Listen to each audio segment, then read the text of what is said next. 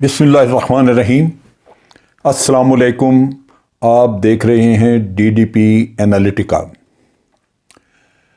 आज हम बात करेंगे अरूज ज़वाल की।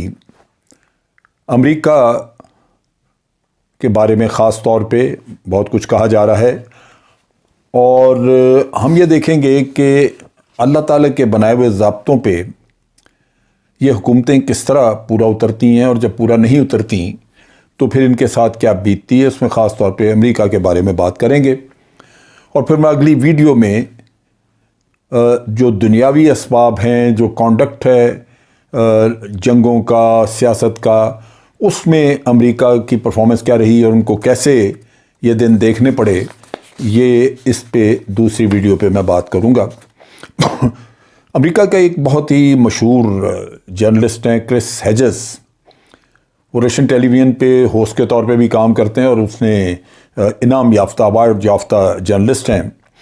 उसने अपने हालिया एक मजमून में लिखा था कि अमेरिका दुनिया का ताकतवर तरीन मुल्क, लेकिन अब अपने अरूज के आखिरी अय्याम देख रहा है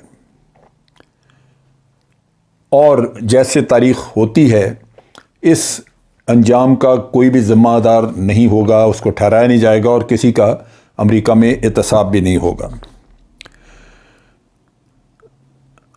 और ये उसका कहना है कि अब अफ़गानिस्तान से निकलने के बाद जिस दिन अफ़गानिस्तान में तालिबान की हुकूमत कायम हो गई तो वो अमेरिका की तबाही के या उसके अरूज के ख़ात्मे का एक आखिरी निशान होगा।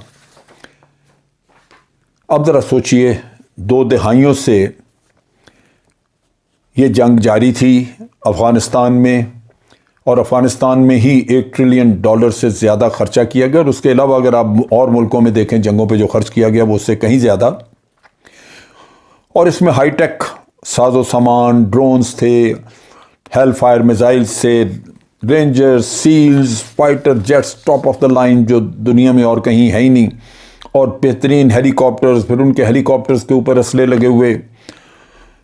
और इन सारी चीज़ों के साथ साथ अरबों डॉलर की रिश्वतें खिलाई गईं अफ़गान लीडर्स को, अफ़गानों की जेबों में पैसा डाला गया।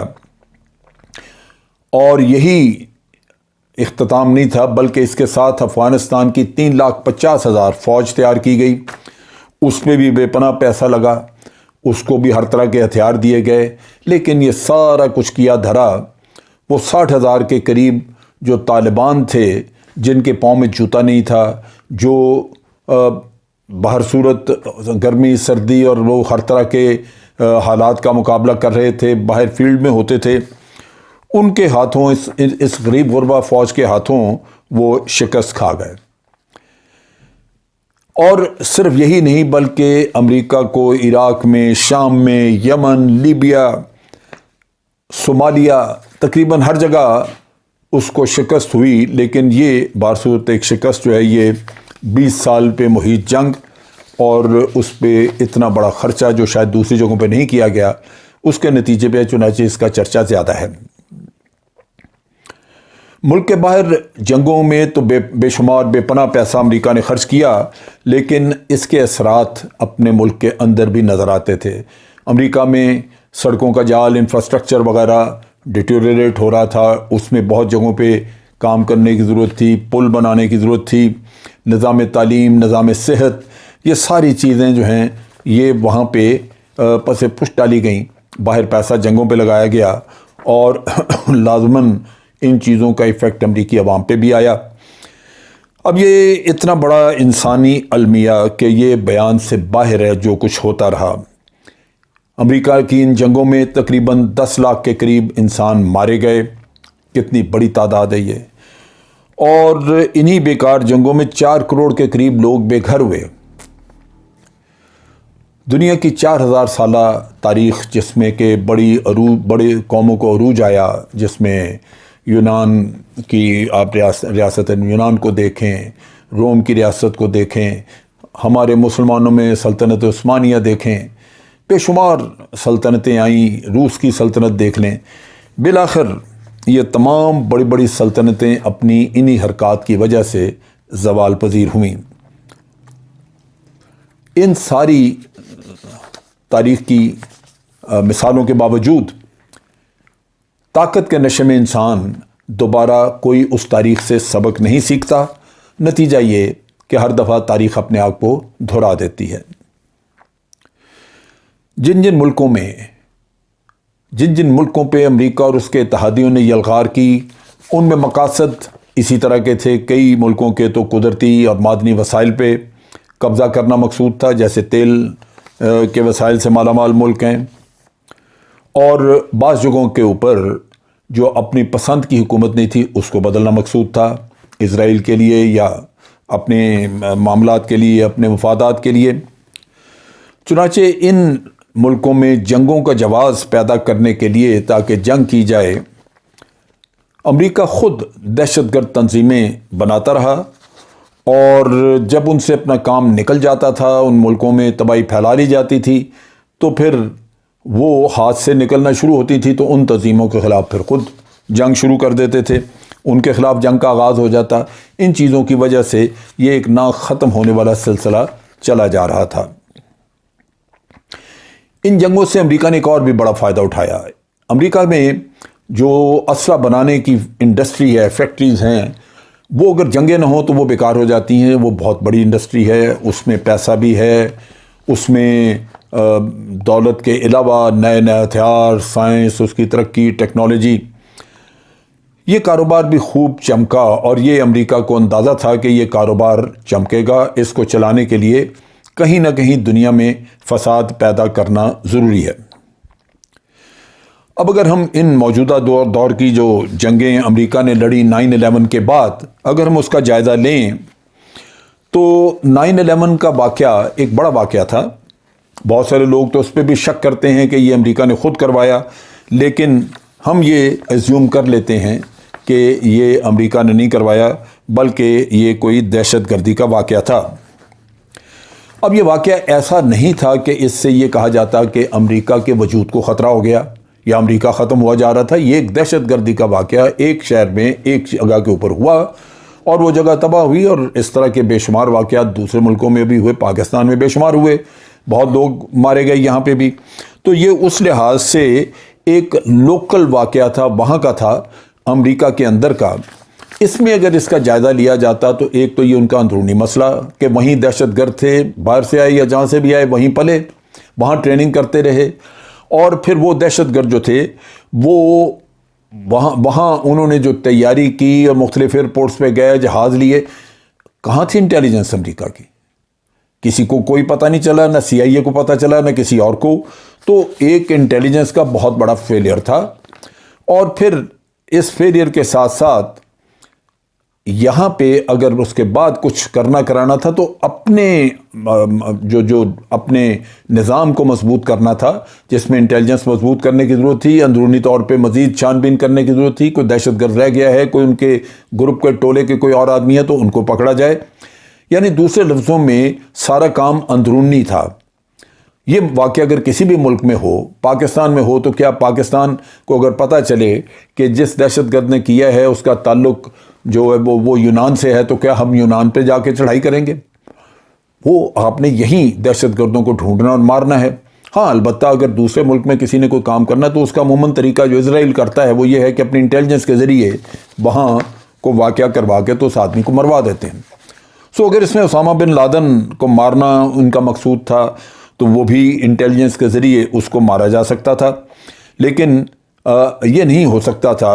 اس کی کوئی میں نہیں سمجھتا کہ اس کو کوئی دلیل سپورٹ کرتی ہے کہ آپ دوسرے ملک کے اوپر جا کے حملہ کر دیں، لیکن اس میں انہوں نے چالاکی کی۔ یونائٹڈ نیشن جو کہ لانڈی ہے امریکہ کی، اس کو استعمال کیا اور اس کے ذریعے ایک قرارداد پاس کرائی جو ساری دنیا نے منظور کر لی، اور پھر اس کے بعد حملہ کیا۔ عراق پہ حملے کا تو یونائٹڈ نیشن بھی اجازت نہیں دی تھی، غیر قانونی حملہ تھا اور اس کا کوئی قطعاً جواز بھی نہیں تھا، لیکن وہاں بھی امریکہ نے چڑھائی کی اپنے مقاصد کے لیے، ان کے وسائل پہ قبضہ کرنے کے لیے، اور بے پناہ قتل و غارت وہاں بھی ہوئی، لوگ مارے گئے، اور آج دن تک عراق بھی سٹیبل نہ ہو سکا۔ مسئلہ یہ تھا کہ جب یہ 9/11 کا واقعہ ہوا تو امریکہ کے سر پر طاقت کا نشہ سوار تھا. وہ بالکل ایک منہ زور ہاتھی کی طرح وہ دندنا رہا تھا، جیسے سب کو وہ اپنے پاؤں کے نیچے کچل دے. تکبر اتنا تھا کہ اللہ کی پناہ.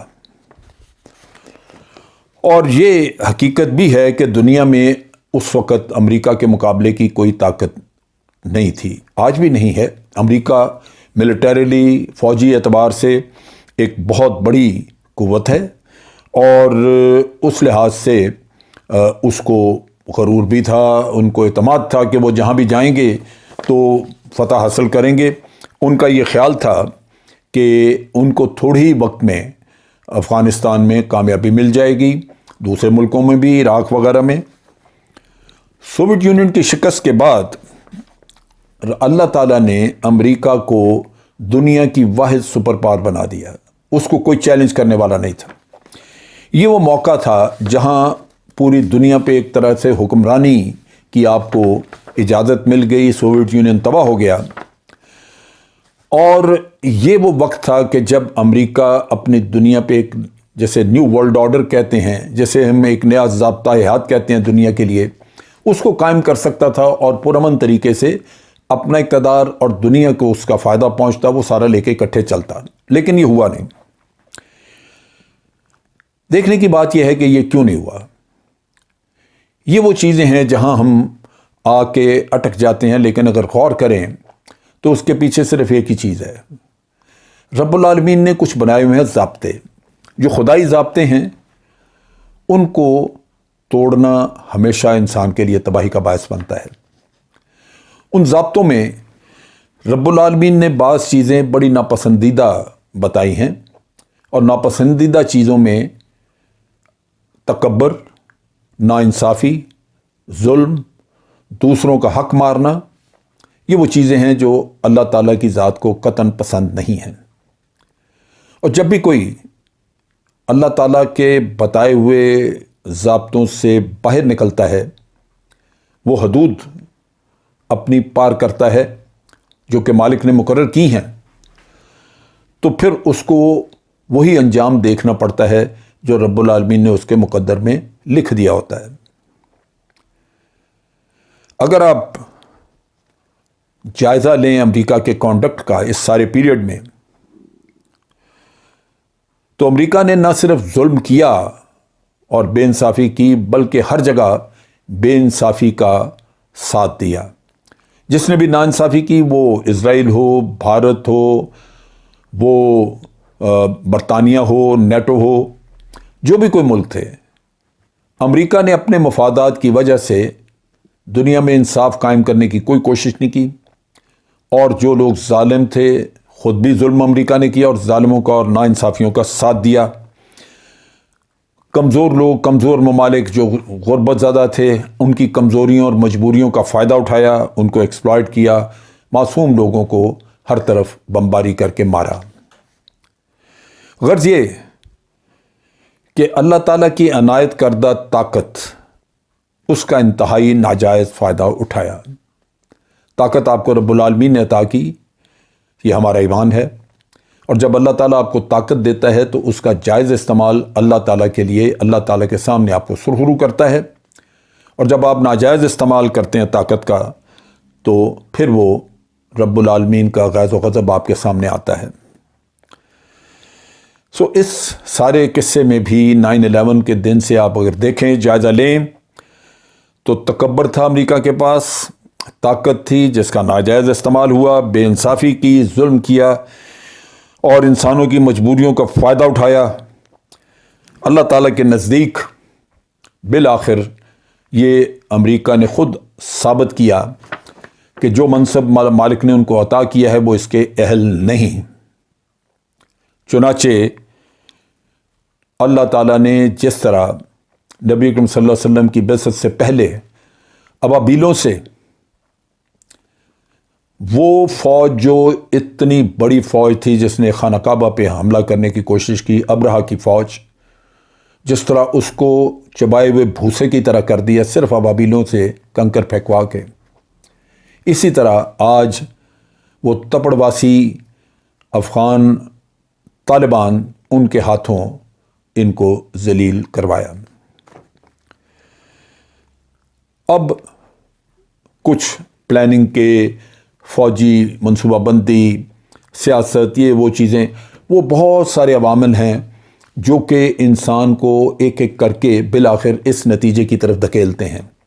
اگلی ویڈیو میں ہم ان غلطیوں کی نشاندہی کریں گے، ان پہ بھی بات کریں گے جو حقائق اور ایسی غلطیاں تھیں جن کی وجہ سے امریکہ کو یہ دن دیکھنا پڑا۔ آج امریکہ اپنی طاقت پھر بھی کسی حد تک سنبھالے بیٹھا ہے، کیونکہ ملٹریلی تو وہ بہت بڑی قوت ہے، لیکن اس میں بہت بڑا رول ہے ڈالر کا، جس کو کہ آج دنیا اپنا ریزرو ایسٹ مانتی ہے۔